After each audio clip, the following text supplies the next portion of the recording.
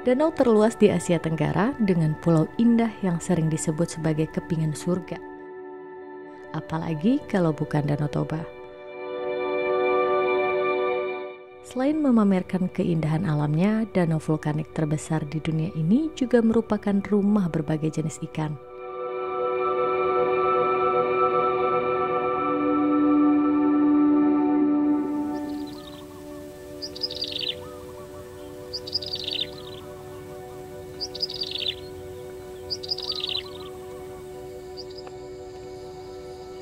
Awal tahun 2023, pagi yang cerah dan tenang, namun tidak demikian dengan para nelayan.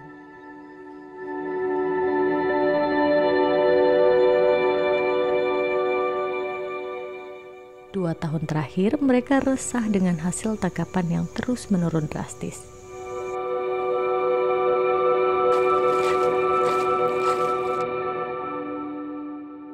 Masalahnya bersumber dari kemunculannya di tahun 2020. Perkembangannya begitu cepat hingga begitu mudah ditemukan di pinggiran Danau Toba.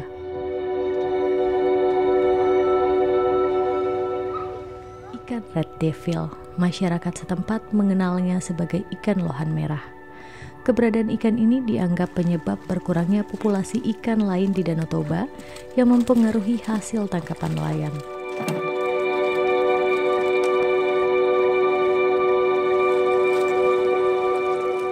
Nah, paling kesatian kekurangan nih ikan on lebih kurang 1,5 tahun lah. 1 tahun inilah yang paling tahun 2022 lah yang paling terasa kali.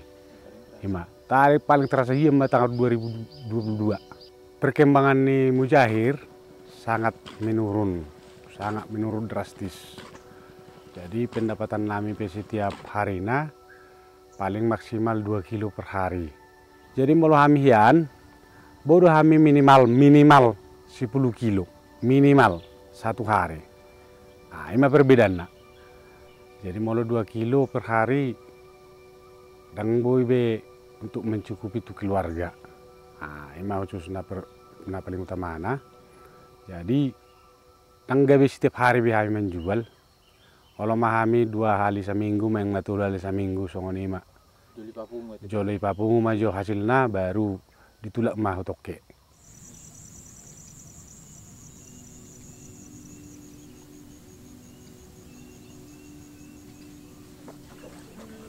Baru terasa banyak mulai tahun 2021 sampai sekarang. Efeknya karena ikan lohan merah ini termasuk ikan pemangsa, membuat ikan nila atau ikan mujair berkurang di sekitaran perairan Danau Toba. Pendapatan nyari ikan 2 kilo, 5 kilo, payah sekarang.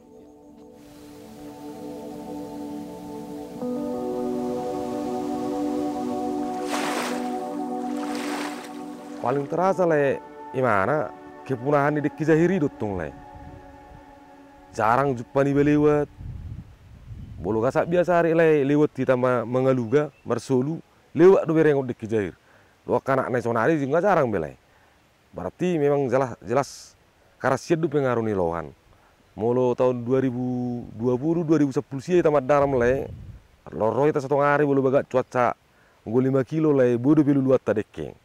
Mulu 1 hari do lah 3 hari pera dakar lulu be 5 kilo be. Dakar lulu be.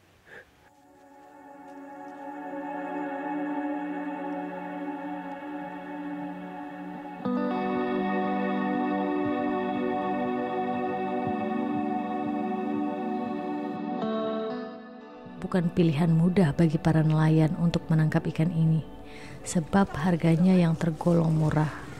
Masyarakat yang masih kurang terbiasa mengkonsumsi menyebabkan harganya rendah.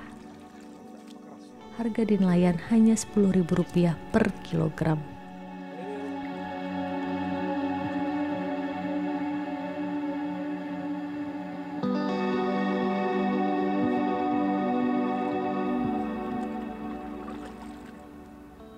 Mau dapat laku dijual lalai, mamerengahan sama belgana. Mau latar 5 sekilo, laku. Mau hargana 8.000 sampai 10.000 maksimal. Ya harga yang pas Utang pas dong. Per kilonya nggak sebanding sama jeripaya nelayan, 10.000 per kilo. Hasil tangkapan ikan lohan itu nggak mau mencukupi untuk kebutuhan rumah tangga ya kan, karena terlalu murah.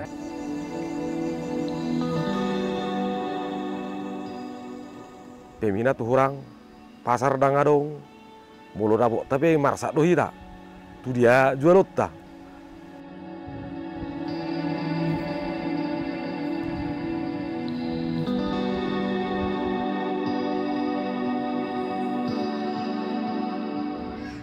Dengan nama latin Ampelopus labiatus, berasal dari Amerika Utara melalui Peraturan Menteri Kelautan dan Perikanan Republik Indonesia Nomor 19 Permen KP 2019. Ikan ini termasuk dalam daftar ikan yang merugikan dan dilarang untuk membudidayakan atau menyebar ke perairan Indonesia karena sifatnya invasif dan berkoloni. Lohan merah ini adalah salah satu ikan asing, bukan asli dari Indonesia. Memang tidak hanya di Danau Toba saja sebetulnya, sudah banyak di danau-danau yang ada di Indonesia sebetulnya. Terakhir itu ikan ini sudah masuk ke Danau Sentani di Papua. Sebelumnya itu sudah ada di Danau Waduk Cirata, Waduk Jatiluhur, itu sudah ada ikan kecil ini. Nah, di Danau Toba memang 2 tahun terakhir, kalau tidak salah saya itu tahun 2020, itu sudah masuk. Dan sampai sekarang itu populasinya sangat banyak.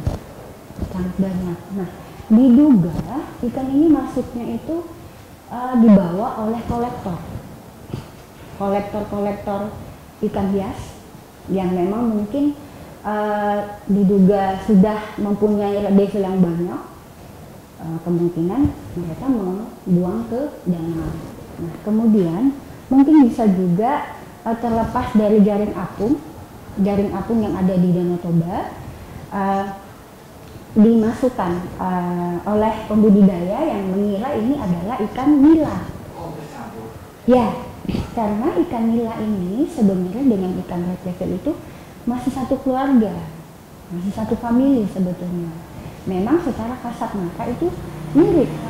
Saya pikir memang ini harus segera diatasi. Dikarenakan ikan red devil masuk dan sifatnya itu adalah predator. Ya, kalau predator kan semua jenis ikan itu dimakan dan yang lain itu juga kalah. Gak hanya itu, sebetulnya persaingan dalam mencari makanan juga. Jadi dia lebih jago mencari makan dan yang lain itu tertindas. Merugikan biota lain.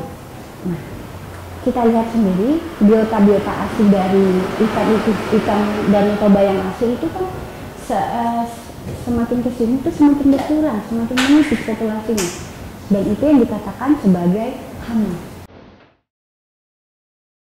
Nelayan mendesak pemerintah agar dapat segera memberikan solusi untuk mengendalikan populasi ikan ini. Setidaknya membantu mencari pasar untuk menaikkan harga jual ikan lohan merah. Penaburan kembali bibit ikan bili atau ikan pora-pora juga menjadi harapan para nelayan untuk mendukung hasil tangkapan. Melubui Panginoon naik Pandaram, khususnya daerah Danau Toba, molo dimusnahon lohanon ikan merah, nabui istana untuk mana ke padabotan dikembangkan mamse pora-pora na parjolo. Masih ada melubui lobsteri, buzuk, mujair. Mau open apa todo ikan mas, palima ikan mas kan aman tapi. Melubui harapan ikan lohan. Menang ngarong di Kabupaten Sango sini tahu tuh ikan lohan. Dimusnahkan, kembalikan pora-pora kami. Ya, kembalikan pora-pora kami. Ibantu mah mengaluli pasarna. Pokoknya paman onokku pasti ke promosi do nangilai. Benonna tahu rolo kan. Ai datung boira padarami mengaluli pasari. Sangat sulit doi. Untuk pangsa pasar pun ya harus bekerja keras sebetulnya, bekerja keras promosiin apa gimana, tapi harus tahu juga ini, kita harus tahu, harus meneliti dulu apa kelebihannya, apa yang menjadi daya komersinya, daya jualnya. Membuatkan si ikan ini semacam rekayasa genetika. Rekayasa genetika menjadikan ikan ini jantan semua. Nah, kalau jantan semua kan artinya dia tidak akan bereproduksi, tidak akan berkembang biak, dan lama-kelamaan akan menipis dan habis. Tapi memang itu adalah jangka panjang. Predator itu menciptakan predatornya sebetulnya. Secara ekologi kan sebenarnya bisa begitu. Tapi harus dikaji juga, predatornya ini memang betul-betul bisa menghilangkan si predator ikan devil ini. Banyak kemungkinan yang bisa dilakukan, tapi sifatnya adalah semua jangka panjang. Kecuali yang jangka pendek itu adalah mengambil, kemudian membuat ikan asin ataupun pakan ataupun pupuk ekoenzim. Syarat nilai ekonomisnya harus dijaga tinggi. Iya, karena kan kalau nggak ada nilai ekonomis, capek-capek, tapi nggak terjual, kasihan juga masyarakat di sana.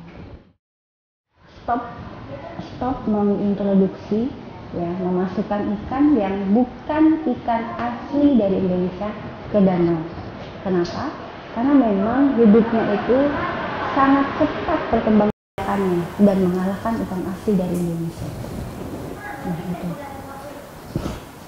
Kemudian untuk para kolektor, ya, jangan sembarangan membuang ikan-ikan yang sudah dikoleksi banyak, tapi jangan sembarangan dan apalagi di danau.